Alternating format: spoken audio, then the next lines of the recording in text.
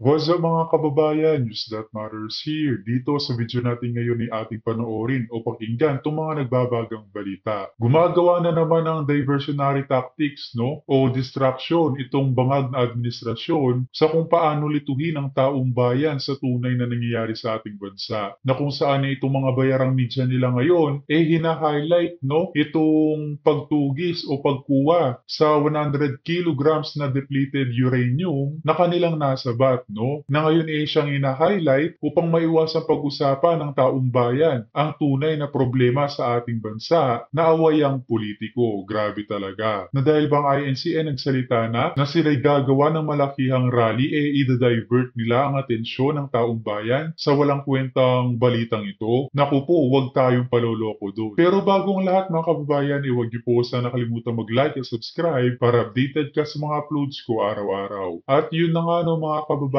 kung kaya naman hindi maiwasan sabihin ni Ka Eric na sinashadow ngayon, no? At ginagawan kwento ngayon itong kung sino ang nagdala ng 100 kilograms ng depleted uranium sa ating bansa. Na ang system di umano isisisi, no? Sa China at iugnay ito sa mga Duterte. Napakakapal naman talaga ng kanilang pagmumukha. Kung kaya naman hindi ko na patatagalin pa, heto na ang buong video.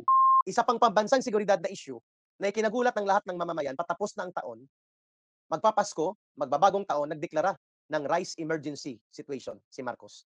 At kanyang ipinapanawagan ang Department of Agriculture na magkaroon ng massive importation of rice para i-offset ang milyon toneladang metrika na kakulangan sa supply ng bigas. Nako, nako, nako, nako. Ito ang matindi.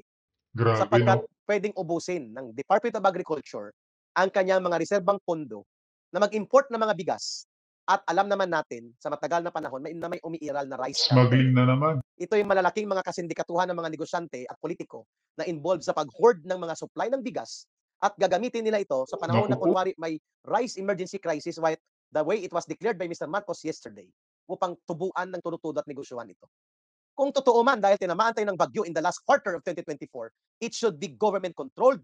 It should be government distributed ang mga bigas na papasok at hindi pagtutubuan ng mga rice importers fronting as rice importers but actually operating as rice cartels sa Pilipinas. Yan po ang nakakabahala sapagkat gigisahin na naman nila ang taong bayan sa sariling mantika. The way na umabot sa 1,000 plus per kilo ang presyo ng sibuyas. Hmm, Di ba? Pati galunggong. itataas na naman ang presyo ng bilihin mga kababayan. Mananamantala na naman ang ating bangag na gobyerno sa pera ng sambayan ng Pilipino, no? Lalo na't nagpapasko, nagbabagong taon. Grabe talaga. Napakahayop. O mga tao kung sa Ilonggo tamudyos. Galunggong ay ini-import na rin natin. Aabot din sa 2 milyon metrika tonelada ng galunggong ay i-import ngayon ng Pilipinas. My goodness. Ini-import na rin ang mga shabu dahil kulang na rin ang supply ng shabu sa market ngayon. At ini-import na rin pala ng patago at pa-smuggling ang mga uranium dahil may gagawa ng bomba na mga tinatawag na backyard dirty bombs na pang nuclear capability. Hindi ko alam paano nagkaroon ng ganong mga importasyon. At ngayon mag-i-import ng bigas dahil kukulangin ng pagkain ng mamamayan. Na ang ating pagkakalugmok at ang ating patungo sa pagkalugmok ng ekonomiya at kabuhayan ay ang kaguluhang pangpolitika na nagmumula sa orchestration ng maruming laro sa pamumulitika ng Marcos Romualdez faction, especially yung kanyang pinsan na ambisyoso na gustong maging presidente after kay Marcos o papalit beyond 2028 na sila pa rin ang nasa poder, ginamit nila ang mga komunistang terorista na CPP, NPA, NDF, mga party list na hawak at kontrolado ng CPP, NPA, NDF, mga hilaw na komunista like Akbayan at ang mga grupo ng bulok na mga politikong oportunista. All of them, sinong nagpupundo? Sino nag-orchestrate, sino nagko-control at nagkukumpas para gawin ang demolition job laban sa Vice President kay Sara Duterte at sa former President Rodrigo Duterte? Hindi ba si Martin Romualdez? Hmm, Walang doubt yun. Hindi ba si Marcos nangungonsente? Iyan ang dahilan kung bakit tama. kailangan nila nang nag-react ang mga tao, nag-react ang Iglesia ni Cristo, nag-react ang mamamayang Pilipino, kailangan nila magkaroon ng distraction, pangtabon, smoke screen. At kung kaya pag-uusapan ang pagpasok ng napakadelikado na mga material na military grade, security grade control dapat ito, 100 kilograms of depleted uranium na pwedeng mag-manufacture, mag-assemble ng dirty bombs with nuclear capability. Ayun. So klaro ba tayo? Mga kababayan, we are not concluding. We are making hypothesis and projection of insights. Antayin natin ang investigasyon kung saan ang galing ito. Sino ang nagpuslit? Sino ang sasalo? Saan dadalhin? Saan gagamitin? Na dapat hindi yan maitago. Kagaya ng nangyari na publicity gimmick and PR stunt nila doon sa Alitagtag. That's the point bakit tayo nagla-live ngayon. Pwedeng gamitin ito na issue para mawala ang focus at atensyon ng taong bayan, including ang Iglesia ni Cristo na naghahanda sa malakihang kilos protesta nila to fight against the evils of impeachment operations na ang layunin ay guluhin ang ating bansa. Ang sabi ng Iglesia ni Cristo, bagamat tama naman yung sinabi ni Chis Escudero, na hindi sila nagsasabi na sinusuportahan nila si Inday Sara or they are not calling for the impeachment to be done. Ang sabi ng Iglesia ni Cristo ay hindi sila, ang sabi nila, naninindigan sila in support to the declaration of Marcos na hindi sinusuportahan at iniendorso ang impeachment laban kay Sara Duterte. In effect, ang Iglesia ni Cristo ay nananawagan ng no to impeachment the way they are supporting the public declaration made by President Marcos Jr. Malinaw po yan, Senator Chis Escudero. Hindi po yan fake news, hindi yan gawa-gawa. Ang sabi ng Iglesia ni Cristo, we support and stand by the position of the President Marcos Correct. Jr. na hindi makakabuti sa ating bansa at hindi dapat ituloy ang impeachment na yan sapagkat magkakawatak-watak ang ating bayan, magkakagulo ang mga mamamayan at magpapaluba lamang sa pangpolitikang mga bangayan. Exactly the position being made by Mr. Marcos. At yan din ang dahilan kung bakit medyo nagdahan-dahan ang mga CPP, NPA, NDF operatives na pinupunduhan at kinukumpasan ni Martin Romualdez dahil alam nila na ito'y posibleng sumambulat sa isang napakalaking krisis pang-politika. So kailangan magkaroon ng diversion. Kailangan magkaroon ng Kaya dapat yang si Romualdez na yan unang pilayin, no? Na wika nga ni Miss Crisetio maalis lang yang si Tamba kahit paano magiging okay ang takbo ng politika sa mga Duterte. Dahil siya talaga ang pinakapangunahin na gumagawa ng aksyon kung paano i-impeach itong ating Vice Presidente na si Sara Duterte. At isunod na itong mag-asawang bangag, no? smoke screen. Kailangan magkaroon ng taktika of distraction para hindi po magkaroon ng focus ang mga tao sa nagaganap ngayon. So klarong-klaro po mga kababayan kung ano ang nakikita natin. Sana po hindi ito smoke screen operation para lituhin, linlangin ang mamamayan upang hindi makita ang nabubulok na mga taktikang maruming laro sa pamumulitika ng Marcos Romualdez faction na nagaganap ngayon. At mapopokus tayo sa pag-discuss kasi hindi umubra na hindi umubra na magkaroon po ng tinatawag na distraction. Temporary lang nang lumabas po ang we smoke and then we F. It's so hot, I'll touch my body. Yung screenshot ng mga kalandian, hindi ko na babanggitin, na kumalat. Temporaryo lang, 2-3 araw. Pero ito, hindi nakapagpigil sa mamamayan na magalit sa maruming laro ng politika. Hindi nakapigil po yung screenshot ng kalandian na pinakalat ng mga parties involved. Hindi ko na sila babanggitin. Para yan kay Boy Abunda at kay Christy Fermin na topic, hindi dito kay Eric. Hindi nakapagpigil yon para sa interes ng mamamayan na bantayan ang maruming laro sa impeachment gimmick na ginagamit ang mga komunistang terorista, hilaw na mga komunista at impostor na mga nagpapakilalang aktivista na grupo nila Hontiveros at mga bulok na politiko na kasabwat naman ng mga dilawan at pinklawan na ang pumupundot kumukumpas lahat si Martin Romualdez, ang nakikinabang din naman si Marcos at siya ay nangungunsinti dito, hindi Correct. nila napigilan ng ganong mga iskandalo ng mga screenshot ng kalandian ang galit ng mamamayan at ng Iglesia ni Cristo para magkaroon ng focus dito sa pagbatikos sa maruming maniobra ng impeachment attack laban sa Vice President. Ngayon, they need a more serious distraction. Yun ang nakikita ko palang personally. Nakikita ko na gagamitin itong issue, pahabain nila ito, they will make the people suspended in anticipation. Yung may tinatawag na Tama. suspended in animation. Nag-aantay ka ano na po ang susunod nito. Saan ang galing yun? Sino nagpuslit? Sinong sumano? I-brainwash. Saan papunta? Saan gagamitin? Yan pong kwento ng depleted 100 kilograms ng uranium. Yan po ang nakikita natin initially unless there will be categorical public revelations without endangering the details of tactical operational components to the investigation para po ang taong bayan ay kumalma. At hindi ito tingnan na isang high-level publicity gimmick upang magkaroon po ng isang senaryo. Yan ang nakakatakot. Ay, nanggaling po yan sa China. At yan po ay gagamitin ganito. Naku, wag sanang ganun. Naku po. At tayo ay gagatungan doon sa hysteria o yung kabalbalan ng pag-iisip na gusto nilang itanim sa atin that China is an enemy. America is a friend. Panigurado yan. Tapos sasabihin na naman na ang mga Duterte mga tuta ng China. Grabing script na naman yan. Sige, subukan lang nila nang maging maingay pa ang mga balita, mga issue, no? At atin namang butatain ang mga yan. Hindi tayo takot, mga kababayan. Tayo'y titindig sa ating karapatan. Tayo'y titindig sa ating pinaglalaban na mabalik ang mga Duterte sa kapangyarihan. Dahil sila lamang ang tunay na may malasakit sa ating bansa at hindi ang mga bangag na puro pagnanakaw di umano ang kanilang ginagawa. I am not anti-American totally. and I am not also pro-China. I am pro-Philippines and I am pro-reality and real talk. Kung nakakapag-usap ang Vietnam, Correct. ang Malaysia at Indonesia at iba pang bansa na may conflicting claims and contesting claims on the territorial areas, claims of EEZ, Exclusive Economic Zone, not direct territories, at iba pang mga claims sa katubigan na may mga 5 million acres ang lawak. With China, they can do the dialogue and diplomatic lines of active channel. Why can't the Philippines do that? Kasi pumihit si Marcos Jr. papunta sa digmaan na naratibo ng Amerika. Ang problema Tama. niya, mukhang hindi yun ang narrative ni Trump. Pagdating sa January, Trump will assume the new administration. Ito po ang dahilan kung bakit natin ito tinatalakay without making conclusions yet. Without making conclusions yet. But there is the background na ginamit din nila ito na panglito at pangligaw, yung alitagtag drug haul na pinuntahan pa ni Mr. Marcos. At siya pa ang nagpabida only to find out it was all about publicity gimmick. It was all about publicity stunt.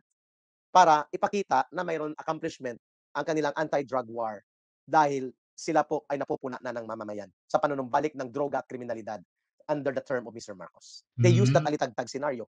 Sana walang scenario setting para dito sa 100 kilograms ng depleted uranium na pumasok at ipinustrit sa Pilipinas. Yan ang tanong natin, bakit hindi nakita si Mr. Marcos? To make an assurance to the public that everything is under investigation and we know kung ano po ang pangyayaring ito, the government is on top of the situation, there is no group na magmamanufacture ng dirty bomb or backyard bomb with nuclear capability using ang ipinuslit ng mga depleted uranium isotopes and depleted uranium materials. Why is the president silent? We don't say na pangunahan niya ang NBI. Pangunahan niya ang National Intelligence Coordinating Agency. Baka para sa kanya talaga yan, Ka Eric.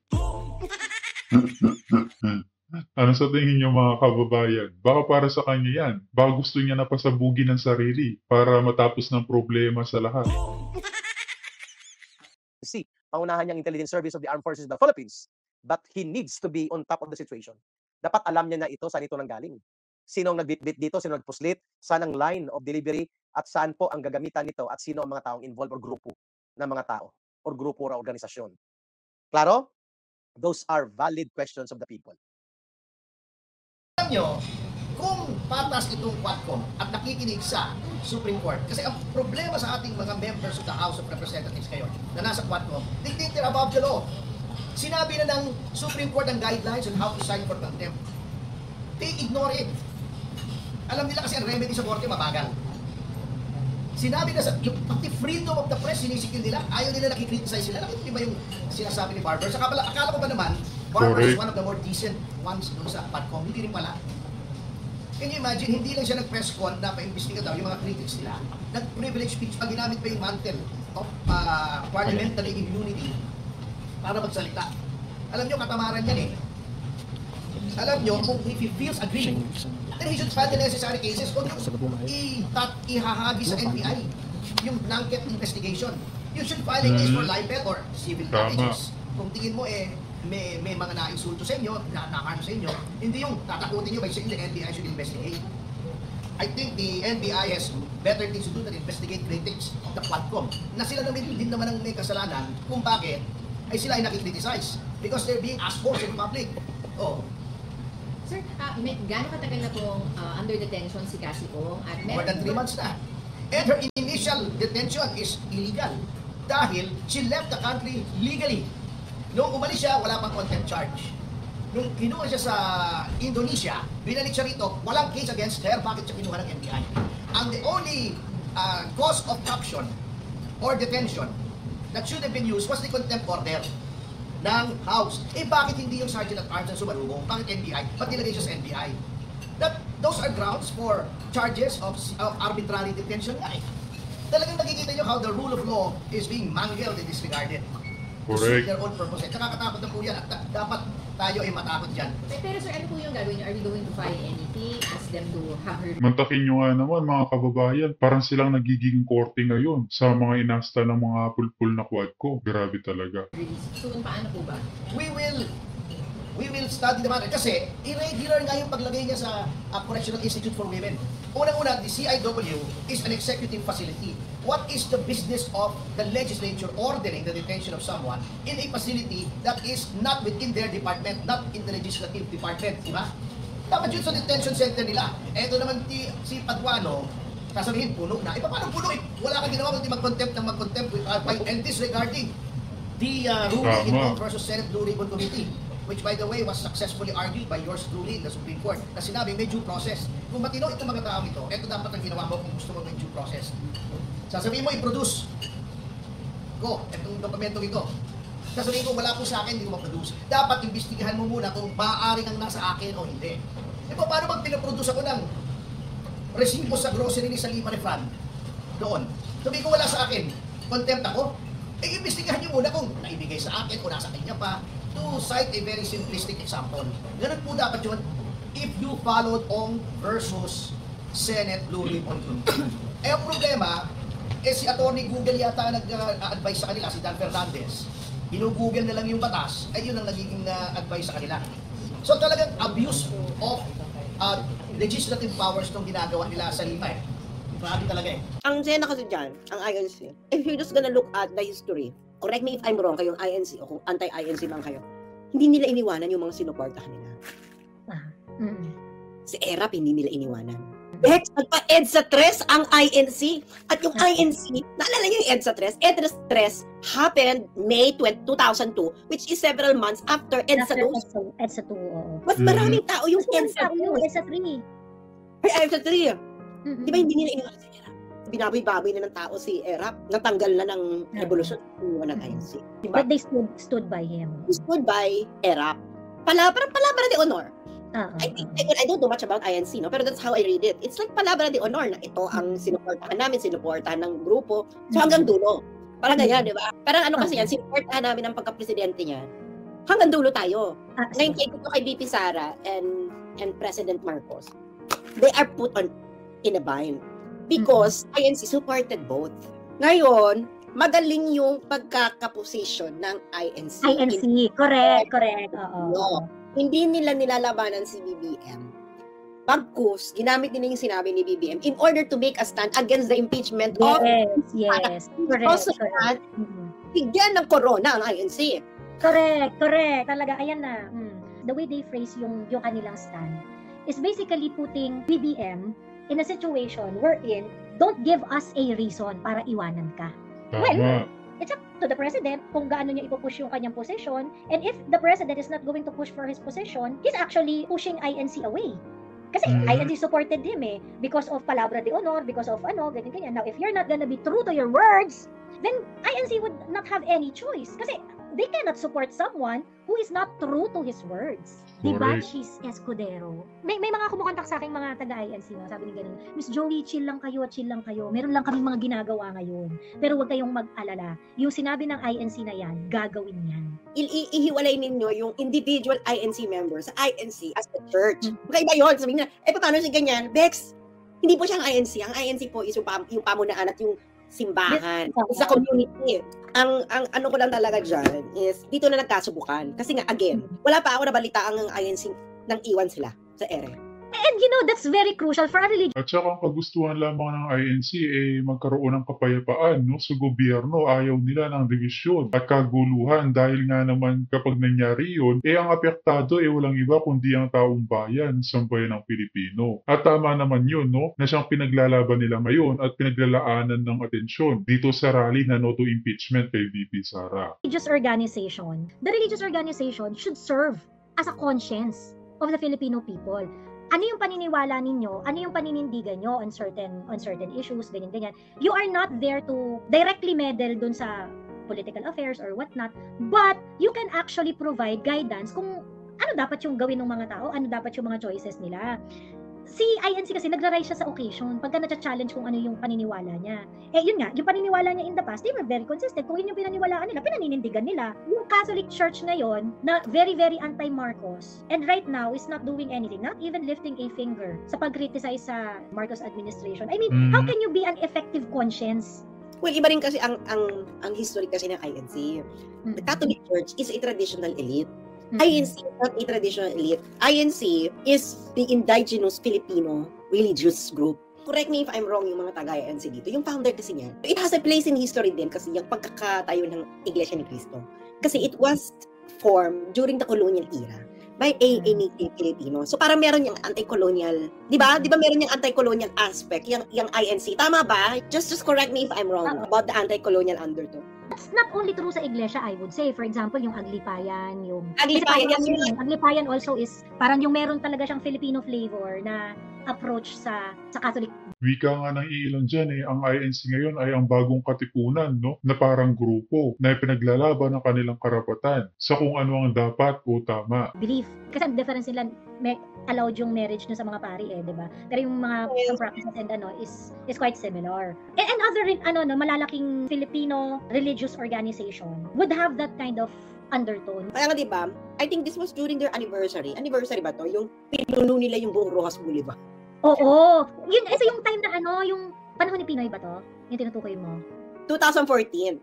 Kaya nga, at that moment, INC showed we can mobilize this large number of people. Parang, that's from a political perspective, no?